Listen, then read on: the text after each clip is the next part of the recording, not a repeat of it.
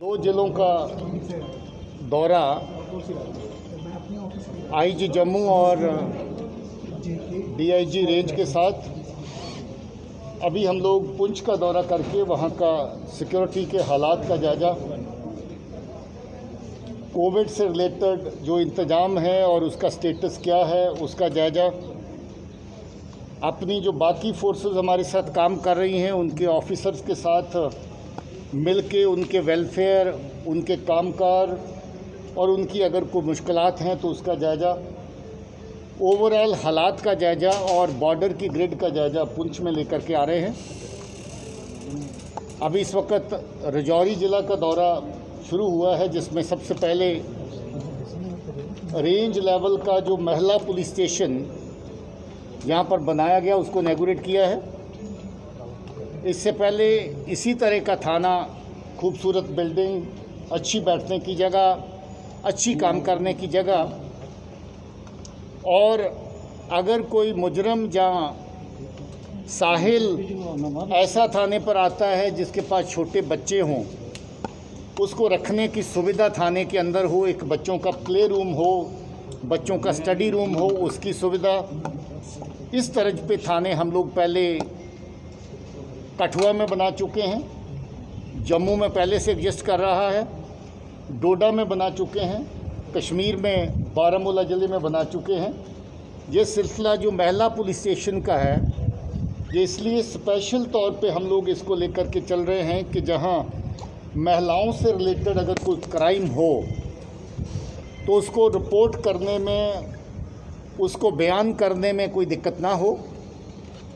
ये ऐसा थाना जहां पर महिला अधिकारी ही थाने की थानेदार हो, महिला स्टाफ पर्याप्त गिनती में वहाँ पर पोस्टेड हो, और जो ज़रूरतें महिलाओं से रिलेटेड हैं उनको डे टू डे बेसिस के ऊपर डील करने के लिए ये सब लोग सक्षम हों, कैपेबल हों, उस तरह के इंतज़ाम हम लोग हर रेंज के अंदर कर रहे हैं। मैं राजौरी को, इस रेंज को, जहाँ की एसएचओ को, उनके स्टाफ को, ज़िले के एसपी को और हमारी कंस्ट्रक्शन एजेंसी जो पीसीडी जिसने ये काम किया है उनको, और सबसे ऊपर राजौरी पुंछ के आवाम को मुबारक देना चाहता हूँ। बेशक थाना एक बहुत अच्छी जगह, बहुत डिज़ायरेबल जगह नहीं होती है, मगर फिर भी ज़िंदगी में ऐसी ज़रूरतें ज़रूर रहती हैं जो थाने से वाबस्ता रहती हैं। ये एक सुविधा इस पूरी रेंज के लिए जहां पर पैदा हुई, इसके लिए उन सबको मुबारक देता हूं, और आप मीडिया के सब दोस्तों को भी मुबारक देता हूं, क्योंकि आप भी सोशल इश्यूज़ को टाइम टू टाइम उठाते हैं, उभारते हैं, उनका जिक्र करते हैं। और ये एक अच्छी चीज़ जो आपके सामने जहां पर आज देखने को मिली है, आने वाले टाइम में महिलाओं को, जो हमारी आबादी का लगभग 50% हिस्सा है, उनको इंसाफ मिले, उनके साथ जुल्म और ज़्यादती ना हो, उसके लिए ये सुविधा जहाँ पर पैदा की गई है। इसके बाद हम लोग ज़िला के जो बाकी ऑफिसर्स हैं, पैरामिलिट्री फोर्सेस के भी ऑफिसर जितने जहाँ पर हैं, उनके साथ उसी तर्ज पर सिक्योरिटी का जायज़ा लेंगे जिस तरीके से हमने पुंछ के ज़िला के अंदर सिक्योरिटी के हालात का जायज़ा लिया, लॉ एंड ऑर्डर के हालात का जायज़ा लिया है। अभी इसके बाद बाकी कार्रवाई आगे follow Sir, recently there was a statement from your side in Jammu that some successful infiltration have taken place from especially Nowshera sector.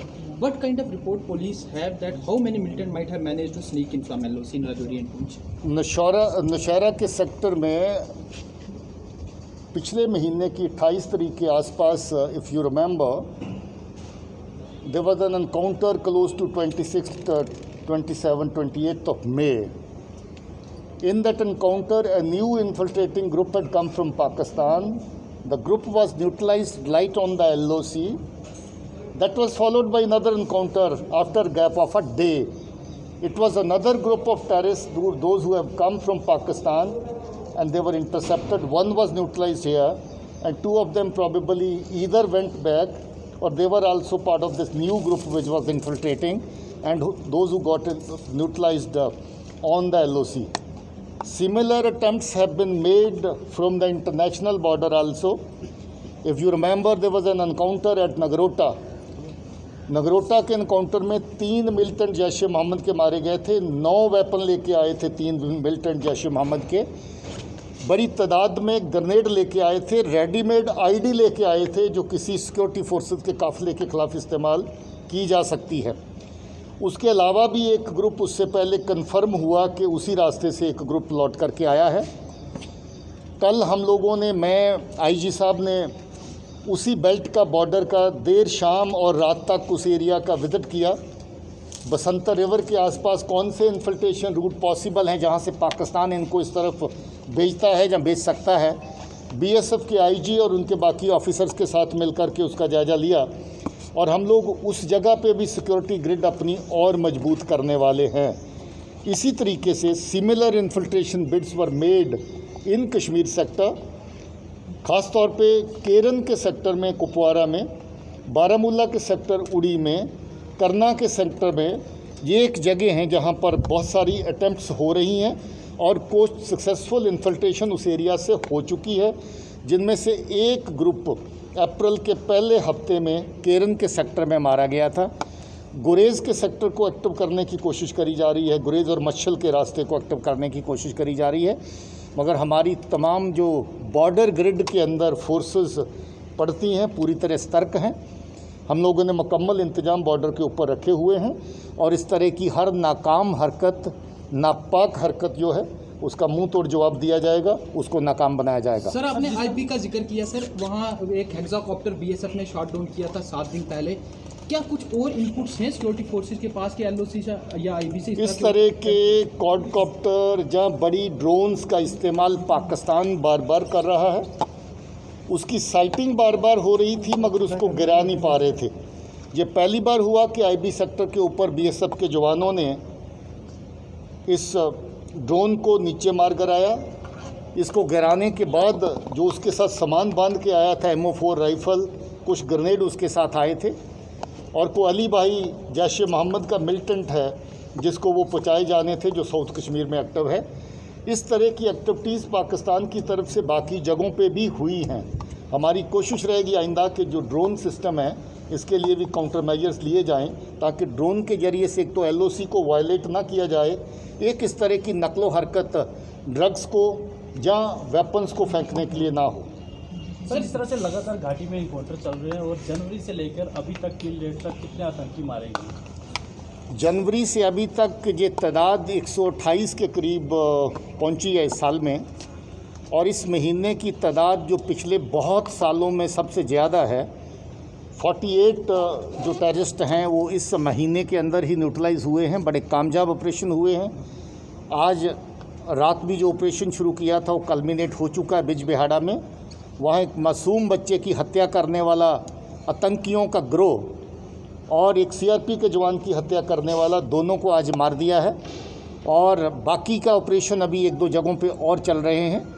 कल जो ऑपरेशन अनंतनाग अच्छाबल में हुआ था, उस ऑपरेशन के दौरान जो डोडा का आखिरी बचा हुआ मिलिटेंट है वो भी मार दिया गया, जिससे डोडा ज़िला अभी मिलिटेंसी मुक्त हुआ फॉर द टाइम बीइंग। ये कार्रवाई पुलिस सुरक्षा बलों के साथ मिलकर के सब जगहों पे कर रही है ताकि अपने आवाम को, जिन्होंने बहुत सारे सालों से जहाँ पर इस दहशत के माहौल में बहुत बड़ा नुकसान उठाया है, अपने बच्चे, अपने नियर एंड डियर, अपने रिश्तेदार, उनकी जानें उनकी जाया हुई हैं, बेगुनाह लोगों के कत्ल टेररिस्ट ने किए हैं, गवर्नमेंट की प्रॉपर्टी का, प्राइवेट प्रॉपर्टी का नुकसान किया है। हमारी कोशिश है कि एक तो अमन का जो सिलसिला वहाँ पर पहले से बेहतर हो रहा है उसको और मजबूत किया जाए, और इसके साथ साथ वहाँ पर लोग जो सताए हुए हैं इनके जबर और सितम के, उनको जबर और सितम से जो है वो नजात मिले, उनको राहत मिले उस जबर और सितम से।